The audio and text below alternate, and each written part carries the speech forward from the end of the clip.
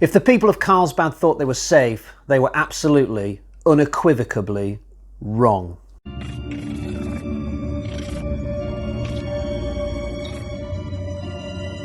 Welcome to my review of Dracula, Prince of Darkness, a film which sort of has the same title as one of my favourite John Carpenter films, just with the word Dracula added to the front of it. So this was the third or fourth Dracula film, depending on whether you count Kiss of the Vampire. I personally do. I like to think that the vampires in that film are just an offshoot of Dracula living 10-15 miles away. It does feel like the same country. But if we go by the lists available to see on the internet, on Wikipedia, then we don't count Kiss of the Vampire, and therefore Prince of Darkness is the third Dracula film. But if that's the case, then they took quite a bit of time getting to this one after Brides of Dracula. So we had the original film in 1957, Brides of Dracula in 1960, and then a big 6-year gap leading up to Prince of Darkness in 1966. So it's almost like a revival, this film, rather than a sequel. The story sees a group of 4 people, 2 couples, going on holiday in Germany or Romania or wherever this film's meant to be set, and they are about to pay very dearly for not choosing Marbella or Tenerife as their holiday destination, because they stumble into Carlsbad, the home of Dracula, albeit he's dead when this film starts. But there's a crazy butler about to bring Dracula back to life. Why? And we know that these 4 people are going to be in big trouble. The film was directed by Terence Fisher. Was there a Hammer film in the 1960s not directed by Terence Fisher? We have Christopher Lee back as Dracula. We don't have Peter Cushing as Van Helsing, which is a bit of a shame. And there is a character in this film who absolutely feels like it should be Van Helsing, but it's not. So I wonder, was this film planned with Cushing in mind, and maybe he was a little bit too busy? It's not like he would have been bored of the series by this point, because I know later on he went on to play Van Helsing at least 2 or 3 more times to my knowledge.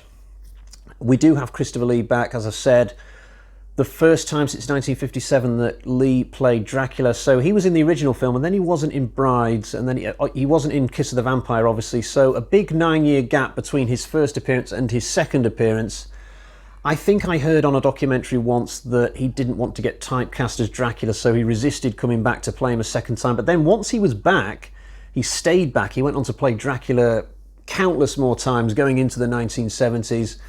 I guess if you watch Brides of Dracula and Prince of Darkness quite close together, you get to see whether you prefer having Lee but not Cushing in these films, or whether you prefer having Cushing as Van Helsing and not Lee. Personally, I probably, if I had to choose between the two, absolutely had to, I'd probably choose Cushing's Van Helsing. I think you get to see more of the character when he's in one of these. You know, when you think back to the amount of work that Cushing put into those first 2 performances in Dracula and Brides of Dracula, it was something else. As great as Christopher Lee is as Dracula, he's not in these movies a lot. I mean, when he's on the screen, brilliant, but he's not in it as much as when Cushing's Van Helsing tends to be. But anyway, it's a moot point. For this film, we have Christopher Lee. We do not have Mr. Cushing.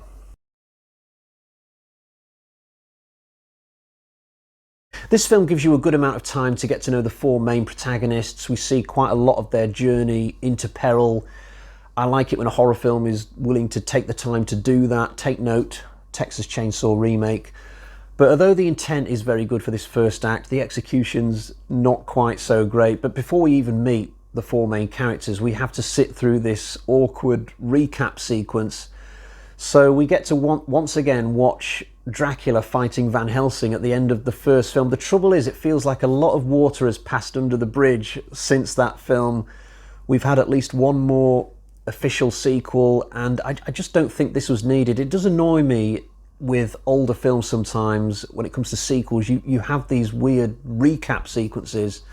Friday the 13th Part 2 and Part 3 is a case in point. I think with more modern films, they've stopped doing it now. They have realised that it does bug the shit out of people, but certainly it was possible that in 1966, with a horror sequel, you might see 3 or 4 minutes of the previous film, and it is sort of irritating. I would have understood it more if Prince of Darkness was a direct follow-on to the 1957 Dracula. You know, say we'd have started this film with Van Helsing wiping his brow because he's just killed Dracula, and now he's off to the pub to ponder how he's going to get all the other vampires in the area. Okay, fine. Throw the recap at us if that's the case, but it's not. There's no Van Helsing in this movie. We are years removed from 1957 Dracula, so totally don't need this recap. Eventually, we do get to the four main protagonists and their journey towards Carlsbad. They are a very old-fashioned couple of couples. You know, men absolutely rule the roost. I don't know if this is because the film takes place way back in 1900, 1910, or whether it's because the film was shot in the 1960s. Were couples still like this as late as the 1960s, with the men always taking charge and deciding everything? This is a typical example of dialogue in this film. Oh, but Charles, don't you think we should... No, I'm the man, and if I say we're going to stay in this spooky castle, then I'm sure that's going to be perfectly fine. Oh, well, okay then. It's particularly jarring in this one moment where a coach driver, a really rude coach driver, wants the women to get out of his coach. The men have already got out. But instead of just saying directly to the women, "Get out of my coach," he instead turns to the men and says, "Can you get them out of my coach?" So what, are they like caged animals? You can't just talk to them directly? The last thing I'm going to say about this long journey to the castle is, if you watched my review of The Gorgon a couple of weeks ago, I mentioned this matte painting that turns up for 2 or 3 seconds in the first half of the movie. It's like a log cabin with a stream going down the side of the screen. I said that I'd seen that matte painting before in The Evil of Frankenstein, or at least I thought I had.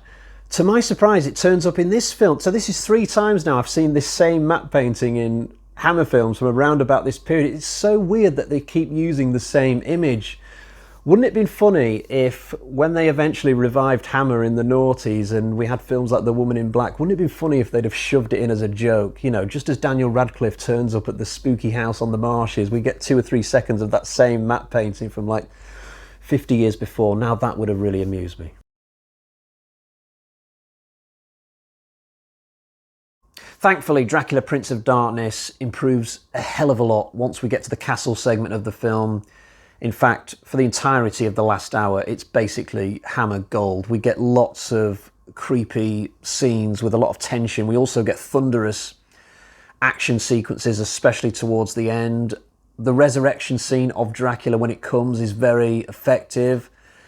It's very grisly, very gory, you know, seeing this blood come down onto Dracula's ashes. It doesn't just drip down, I mean, it pours. There's lots of blood. It's quite gory for Hammer, even in 1966. There's some good special effects. We get to see Dracula sort of morph back into being. I mean, they do run out of road in the end. I can just imagine a special effects guy saying, "That's all we can afford, guys. Get the mist out for the final bit." I have to question why the Alan character follows Clove the butler to this room in the first place. You know, Clove isn't exactly being suspicious, is he? He's just moving a trunk around late at night, you know. If I stayed around at somebody's house and I heard the host moving some stuff at an ungodly hour, yeah, it might be a little bit irritating that they're keeping me awake, but I'm not going to put my dressing gown on and go and investigate. I'm not going to stealthily follow the host through the house wondering if they're up to something suspicious. So a little bit of a plot contrivance there, but it's still an excellent sequence on the whole, at least if you can put up with Barbara Shelley's incessant nagging at the beginning of it.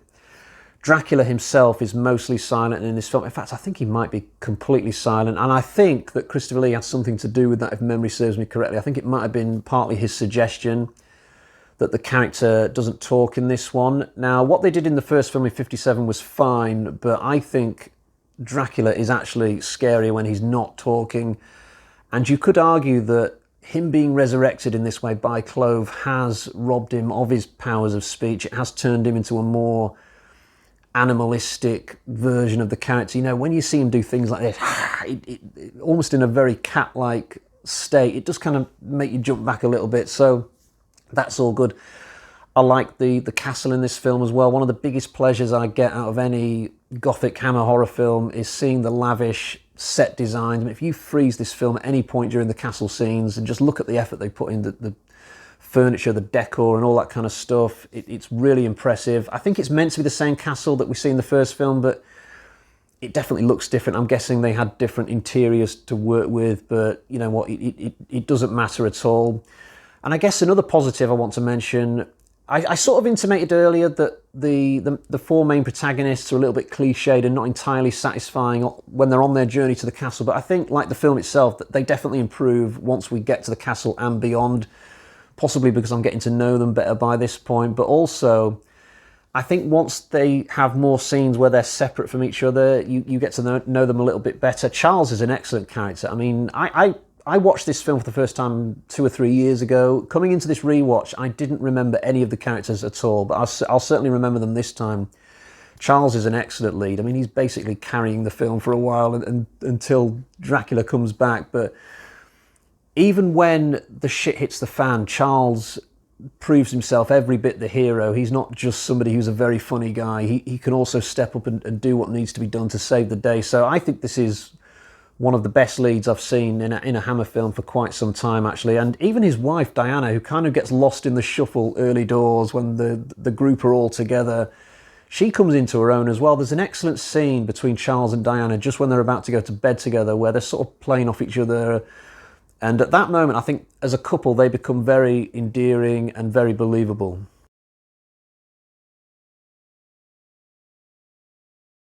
Time to show you the version of the film that I've got. Here it is. I've got it on Blu-ray. It's one of those that comes with a DVD as well, if that's of any interest to you. Now, I made a bit of a boob with this last night because to look at, this is just one of your more basic Blu-ray releases. It's not like the 57 Dracula release that I've got, which is like 3 discs and so many features on it, you could be watching stuff about Dracula for a whole week. This looks quite basic on the surface when you look at it, but after watching the film last night, I randomly went into the extras section expecting to see no more than a trailer or something, and what I found was 4 minutes of test footage of the finale on the ice where Dracula's sort of pulling some disco moves, trying to stay out of the water. Now, the great thing about this is it's not just the 4 minutes of footage, it's also got Christopher Lee talking over it, what the other actresses and actors' names, Susan Farmer, Francis Matthews and Barbara Shelley. So basically, the stars of the film were pulled back together. This was 1997, it's not recent, they're all dead now, sadly, but they got together in 97 to talk over this 4 minutes of footage, and it was an absolute delight sort of hearing them, you know, in the same room again, chatting away. I really enjoyed that, and I thought to myself at the time, wouldn't it have been great, seeing as they were all together, if they'd have done a full-length commentary track for the whole movie? That would have been awesome. This was last night that I was thinking that. Now today, when I started to set up to do this video, I got my Blu-ray out again because I thought I'm going to need that to hold up at the end of the shoot. And I just randomly looked at the back, and it says commentary track featuring Christopher Lee, Susan Farmer, and it's not the same as the 4 minutes of test footage because that's mentioned again underneath. So I put the Blu-ray back in the machine, and it turns out that actually is a full-length commentary track by these people, but it's in the audio section, not the extras section.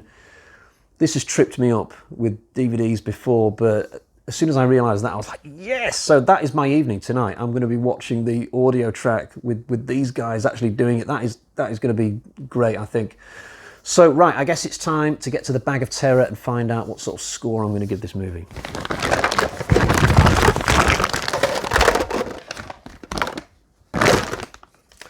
So we've got 1, 2, 3, 4 bloody axes out of 5. An excellent score for an excellent film. I would say, if I haven't said it in previous videos, that this franchise within the overall Hammer franchise is my favourite. You know, out of all your Draculas, Frankensteins, mummies, anything else, I think I am more of a Dracula fan than anything else, though I do love that other stuff as well, Frankensteins and mummies, etc, etc. I think I've given all of these films so far at least 4 out of 5. You know, the original, Brides, Kiss of the Vampire, now this one. Correct me if I'm wrong. But yeah, I really like these films. Going forwards, I've not seen all of them to come, but I've seen some of them. I can't remember them that well, so I'm definitely looking forward to getting into those as well. But I think my next Hammer review is going to be a break from the vampires. I'm going to do a thriller called Maniac that came out in 1963. So keep an eye out for that. But until next time, cheerio, bye-bye.